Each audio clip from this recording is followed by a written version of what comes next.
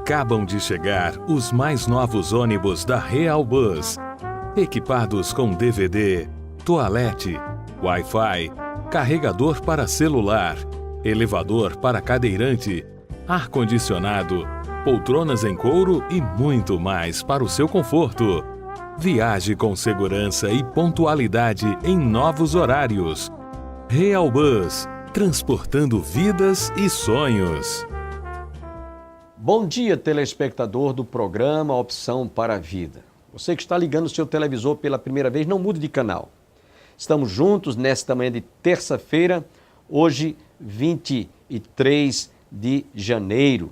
Você que está conosco nesta manhã deve estar com seu coração aberto e receptivo para ouvir outra vez o pastor Robson trazendo uma sequência de estudos bíblicos sobre os milagres de Jesus realizados na Galileia. Para quem já foi a Israel, sabe do que eu estou falando. Quase que todos os milagres que Jesus realizou foi naquela região da Galileia, onde está a cidade de Magdala, Cafarnaum, Jericó, é uma cidadezinha bem mais distante um pouco, mas naquela região da Judéia. Então, você que ainda não foi a Israel, você vai estar viajando conosco através desses estudos bíblicos. O pastor Robson preparou essa série de estudos para despertar no coração das pessoas o amor, o interesse, a importância de conhecer a Terra Santa. E se você quiser maiores informações, após o programa, entre em contato conosco. Quero lembrar aos nossos telespectadores também que ainda não fizeram aquisição deste belíssimo calendário de bolso. Esse calendáriozinho de bolso, você pode adquiri-lo hoje mesmo. Você que reside em Campina Grande, vai na livraria Manancial, por trás das lojas Olacante. Eu estou divulgando amplamente porque estamos lançando agora no comecinho do ano novo. Então você vai lá, adquire gratuitamente, é uma cortesia do programa Opção para a Vida. Esses calendáriozinhos de bolso são muito importantes, ajuda você num momento, é só colocar, tirou, está. Também contém uma mensagem da Bíblia, um texto da Palavra de Deus. Você que reside em João Pessoa, vai lá nos estúdios da TV Master, na Beira Rio, na portaria você adquire, é uma cortesia do programa Opção para a Vida. Quero deixar, antes de ouvir o pastor Robson, fazer uma oração de gratidão por esta manhã, por este dia que ele está nos concedendo. Pai, muito obrigado por esta manhã, quando nós abrimos o coração para recebermos a Tua palavra, que Tu se instrumentalize desta explanação bíblica para abençoar e falar a cada coração, que nós possamos conhecer estes milagres que o Senhor Jesus realizou quando aqui esteve naquela região da Judéia. Abençoe a cada telespectador e desperta também o desejo, o coração, no coração daqueles que desejam visitar a Terra Santa, a estarem conosco nesses próximos anos. Eu te peço tudo isto, mais uma vez agradecidos em nome de Jesus. Amém e amém. Fiquemos com o pastor Robson.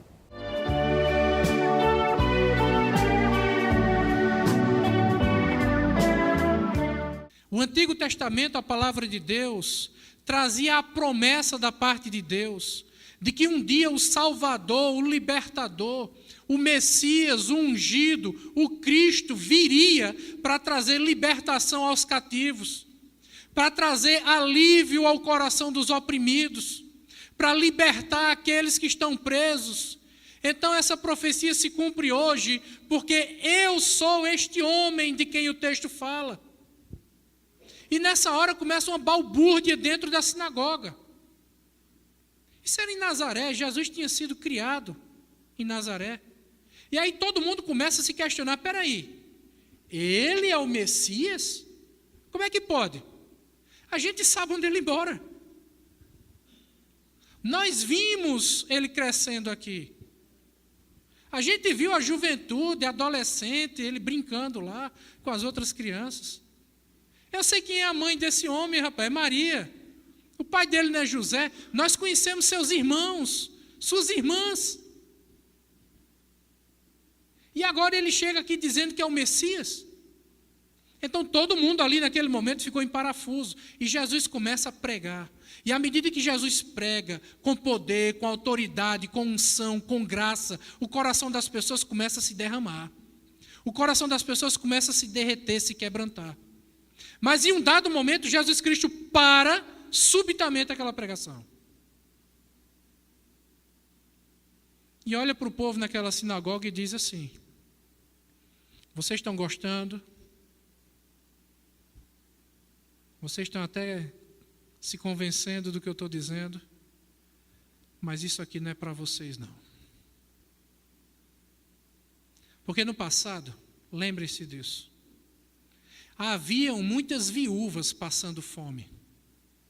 E Deus enviou o profeta, não foi para a viúva de vocês, foi para a viúva de Sarepta de Sidom. Ficava na Síria. Os sírios eram inimigos ferrenhos de Israel e Israel inimigos da Síria. O povo já começou a não gostar da pregação de Cristo. E tem mais. No passado tinham muitos leprosos. E Deus enviou o profeta para curar um leproso, mas não foi um leproso de Israel. Quem foi curado foi Naamã, capitão do exército da Síria. Aí eles não aguentaram mais. Essa pregação não está boa.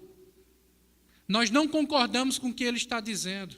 E foi assim que o ministério de Jesus Cristo começou. Com tumulto.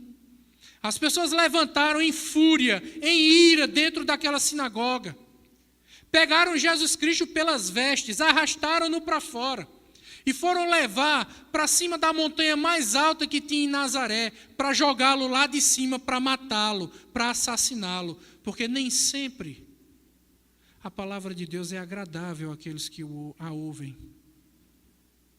Porque nem sempre Deus fala o que o povo quer ouvir. Porque nem sempre as palavras de Jesus são tão polidas, são tão carinhosas. Nem sempre as palavras de Jesus são tão afáveis como nós gostaríamos que fosse. E Cristo é levado então para ser assassinado no seu primeiro dia de ministério, na sua primeira pregação. Então ele sai andando no meio do povo, vai embora e sai de Nazaré. Essa é a história de vida de Jesus Cristo em Nazaré. Uma história que, humanamente falando, aos nossos olhos, parece ser uma história de fracasso. Parece ser uma história de vergonha. Parece ser a história de alguém que começou um trabalho e o trabalho não deu certo. Parece ser uma mácula na história de Jesus, parece ser uma mancha no ministério de Jesus. Parece, só parece, ser um fracasso no ministério de Jesus. Tanto é que ele sai de Nazaré e vai agora para onde? Cafarnaum, que é exatamente o texto que nós lemos. Então é assim que Jesus chega em Cafarnaum. Ele desce para Cafarnaum, aquela vila, aquela grande vila, que passou a ser a sede do ministério de Jesus Cristo, o local onde ele ficou boa parte do seu ministério. Foi em Cafarnaum que Jesus Cristo curou o paralítico do centurião. Foi em Cafarnaum que Jesus Cristo curou aquele outro paralítico que desceu pelo teto da casa, amarrado pelos seus 4 amigos. Foi em Cafarnaum que Jesus curou a sogra de Pedro. Foi em Cafarnaum que Jesus curou o filho do oficial do rei. Foi em Cafarnaum que Jesus Cristo chamou para o ministério Pedro, André, Tiago, João e depois Mateus. Foi em Cafarnaum que Jesus Cristo fez sinais maravilhosos. Então Cristo vai para Cafarnaum e passa um bom tempo ali. Só que o texto não diz apenas isso. O texto diz que ele desceu para Cafarnaum, cidade da Galileia, e os ensinava no sábado. Então Cristo vai para aquela sinagoga, mais uma vez uma sinagoga. Veja que a história se repete. Em Nazaré, numa sinagoga, no dia de sábado. Em Cafarnaum, numa sinagoga, num dia de sábado. A mesma história. Em Nazaré, o povo levanta para expulsar Jesus, para matar Jesus, para rejeitar a pregação de Jesus. Porque a pregação foi dura. A pregação foi forte. A pregação não foi tão carinhosa. Não era o que o povo queria ouvir. O povo queria ouvir tudo, menos aquilo que Jesus tinha para falar. Expulsaram ele de lá. Agora Cristo está pregando na sinagoga em Cafarnaum e prega com poder, com autoridade, com graça. É isso que o texto diz. Versículo 32. E muitos se maravilhavam da sua doutrina, porque a sua palavra era com autoridade. As pessoas estavam maravilhadas com aquilo que Cristo tinha para falar. Maravilhadas por quê? Porque ninguém jamais falou como Jesus falava. Porque as pessoas estavam acostumadas a ouvir os fariseus, os escribas, os líderes da sinagoga, falando coisas importantes com base naquilo que outros tinham dito. Então a autoridade deles estava fundamentada em outras pessoas. Era no que Maimônides tinha dito, era no que Maquimônides tinha dito, era no que fulano tinha falado. Então a autoridade dessas pessoas, desses líderes religiosos, estava fundamentada no escrito, na fala, no pensamento de outras pessoas. Cristo não faz isso. Cristo diz: todo poder me foi dado. Eu sou este de quem o texto fala. E as pessoas ficavam maravilhadas, porque ninguém jamais tinha ouvido alguém falar daquela forma. A autoridade de Cristo não estava fundamentada em livros que ele tinha lido. A autoridade de Cristo não estava fundamentada no pensamento dos heróis da nação de Israel. A autoridade de Cristo estava fundamentada na autoridade dele. Ele é a própria autoridade. Ele é a própria palavra. Ele é o próprio Deus que fala de si mesmo. E as pessoas estavam maravilhadas com isso. Só que, como eu disse no começo, quando Deus trabalha, o diabo trabalha também. E à medida que as pessoas estavam maravilhadas, as pessoas estavam impactadas por causa da mensagem de Cristo, da autoridade de Cristo. Subitamente, o que é que ocorre dentro da sinagoga? Um homem endemoniado.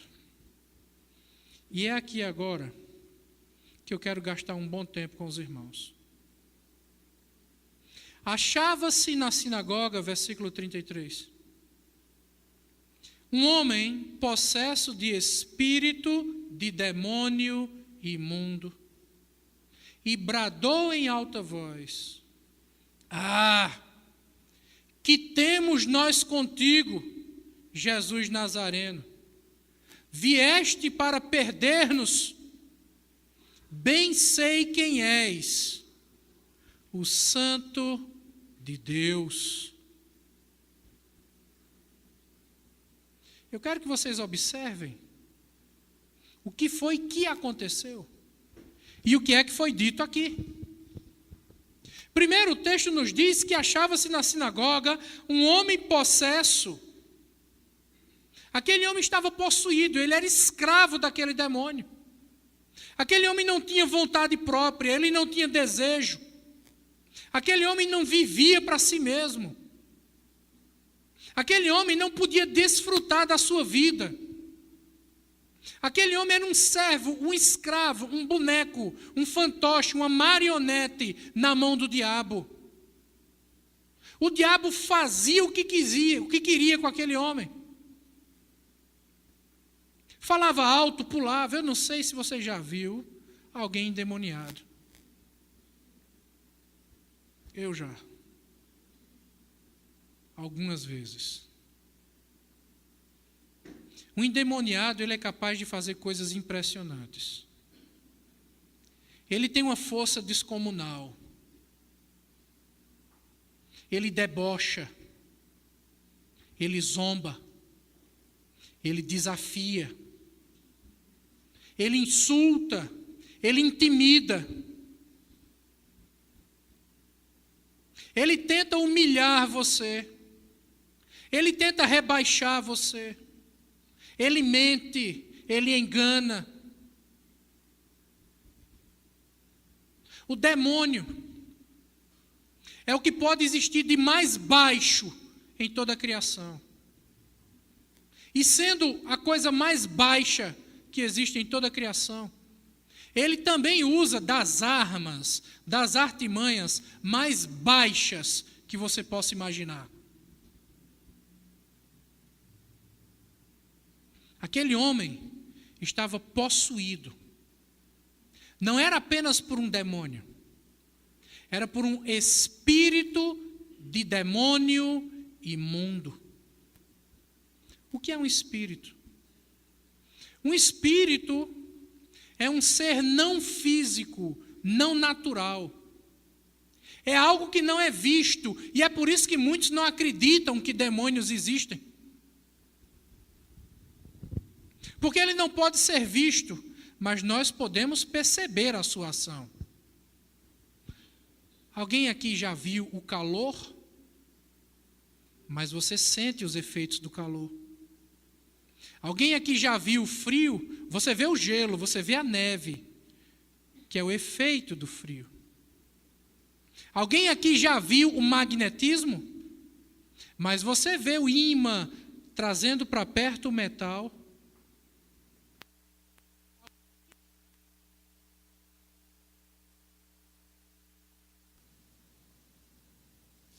Mas você vê. Se for demônio, eu tiro agora, viu? Nem se preocupe. Tiro bem rapidinho. Se bem que a Bíblia nunca falou de microfone endemoniado, né? Mas tem gente que acredita que tem quadro endemoniado, guarda-roupa endemoniado.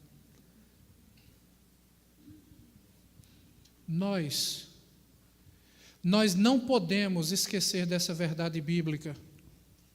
A verdade de que demônios existem. A nossa vida, ela não pode ser vivida divorciada da realidade do mundo espiritual. Nós não podemos cometer essa falha. Nós não podemos errar dessa maneira. Nós não podemos viver de uma forma racionalista, de uma forma materialista, humanista, porque demônios existem, quer você acredite ou não. Só não podem ser vistos, mas podem ser percebidos por meio de suas ações. E é aqui que eu quero ajudar os irmãos a entender, com base bíblica, algumas maneiras que os demônios utilizam para trabalhar em nosso meio.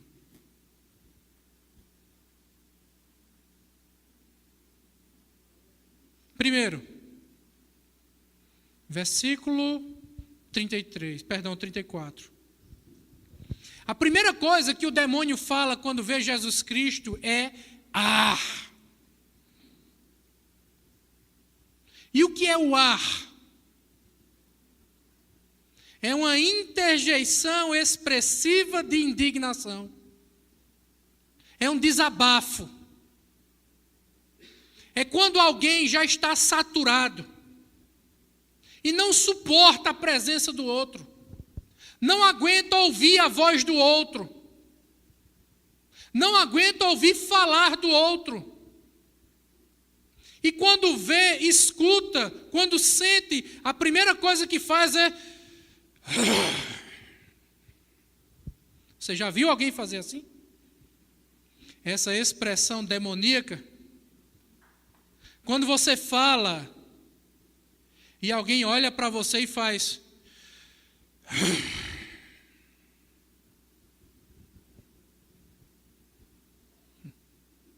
Foi isso que o demônio fez quando olhou para Cristo. Porque ele não suportava a presença de Cristo. Ele não suportava a pregação de Cristo. Ele não suportava a autoridade de Cristo. Ele não suportava as palavras, ele não suportava ouvir a voz de Cristo. Isso para ele era intolerável.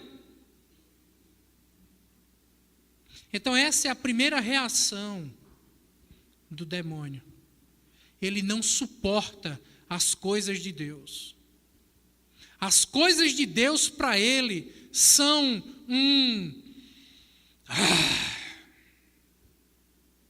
lá vem. Esse é o sentimento que os demônios têm pelas coisas de Deus. Mas não para por aí. Porque depois desse o demônio agora diz que temos nós contigo. Ou seja, não existe nenhuma relação entre você e eu. O meu prazer é diferente do seu prazer. O meu estilo de vida é diferente do seu estilo de vida. O meu jeito de falar é diferente do seu jeito de falar. As coisas que eu quero são diferentes das coisas que você quer. O meu objetivo é diferente do seu objetivo. A minha natureza é diferente da sua natureza. Nós não temos nada em comum. Não existe nada que nos assemelhe. Não existe nada que seja motivo para estarmos juntos. O que é que nós temos contigo? Esse é um sentimento extremamente demoníaco, satânico. Esse homem estava possuído por um demônio. Esse homem jazia no maligno, e é essa a expressão que o apóstolo João utiliza para dizer que o mundo jaz no maligno. Porque esses são os sentimentos que o mundo revela com as coisas de Deus. Vamos para a igreja? Lá vem de novo. Vamos escutar uma aula, assistir uma pregação? O que é que eu tenho com isso? Essa vida não é para mim. Por que é que as pessoas têm essa reação? Por que é que as pessoas dizem isso? Leia o texto, veja o que a palavra de Deus está revelando. Porque o mundo jaz no maligno.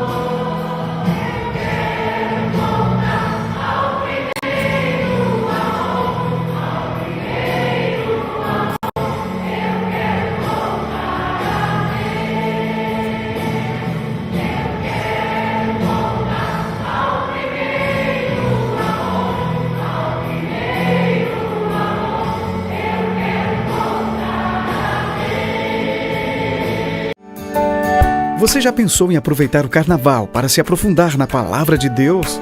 De 8 a 13 de fevereiro, a Consciência Cristã em Campina Grande, na Paraíba, estará recebendo dezenas de preletores nacionais e internacionais.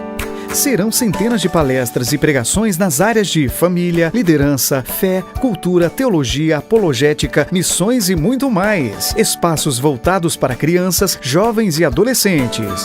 Durante os dias de evento, será realizada a FELIC, maior feira de livros evangélicos do país. A entrada é gratuita. Informações: www.conscienciacristã.org.br. Realização VINAC.